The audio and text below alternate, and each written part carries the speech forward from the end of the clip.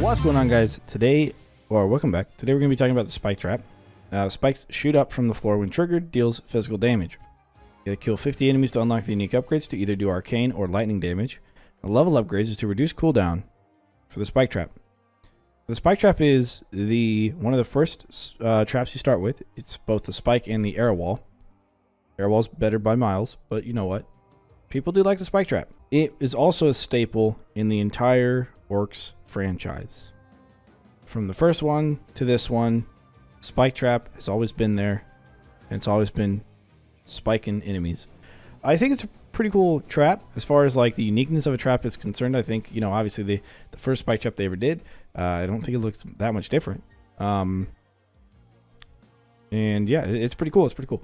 As far as the unique upgrades, I typically run arcane damage because you can, if you're going to use more than one in a generally short area, you're going to want to arcane debuff them so the next one does more damage.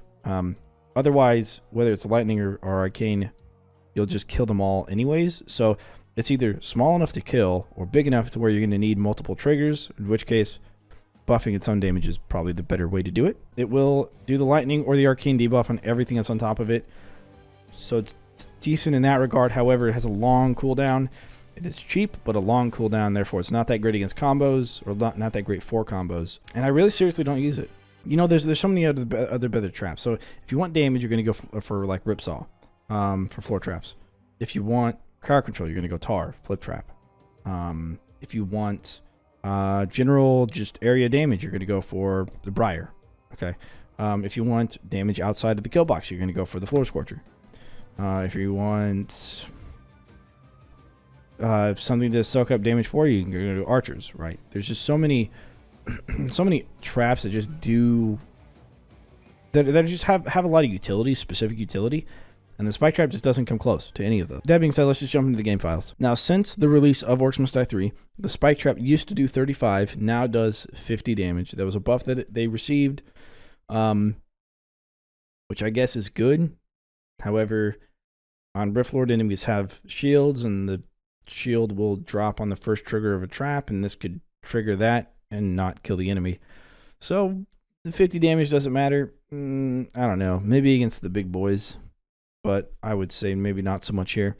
That's all there is to see on that. Then we have the trap protos. So it's a 0.5 trigger delay. It's going to miss kobolds. You got cooldown of 14 seconds. Coin value of 300. Cheapest trap in the world. Well, say that. It's as cheap as the swinging mace, which I believe is 1,200, right? No, it's cheaper than that because the swinging mace would be 400 per tile. So this is, yeah, so this is like the cheapest trap. I think push up's 350. So yeah, anyways, very cheap trap. And yeah, you get it by starting the game, the very first level. It's just unlocked automatically. Is it good? Upgrade protos. We've got reduced cooldown by 1 second. We got another reduced cooldown by 2 seconds. And we got another reduced cooldown by 2 seconds. It's going to take it from its 14 seconds to 9 seconds. It's quite a bit of a jump, to be honest. Definitely worth throwing that 9-second one in there.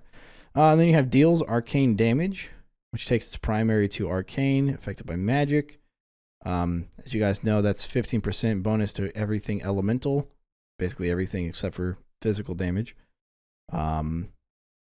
So that's that.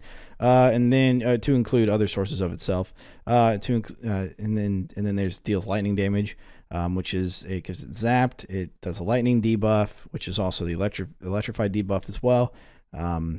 So yeah, and then there's this third one here that burns enemies on hit. It was going to also do fire damage at one point, and that would be to give them primary burn, which would have been very unique and would have been a special upgrade. So you would have added it to whatever else you were doing with whichever one of these, and it would just do damage over time. Basically, 7 damage a second for 4 seconds. 20% slow, but they didn't go with those. So yeah, that's the spike trap for you.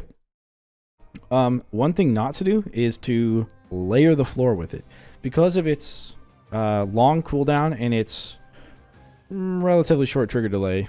You can end up having these all trigger and nothing is left to trigger on anything else, specifically because of its long cooldown. Yeah. It's just not that good at killing lots of enemies. And it's just not that good at killing any individual enemy. So it's just not that good. But that's my opinion anyways. And my opinion only counts for so much. Which means it's up to you guys. So let me know in the comments. Do you like it? Do you not like it? Do you use it? Do you not use it? Why not? Maybe it could be improved. Or maybe I'm just not using it correctly. I don't know. You tell me. That being said, guys, as always, take care. Have a good day. And I will catch you on the flip side. All right? Deuces.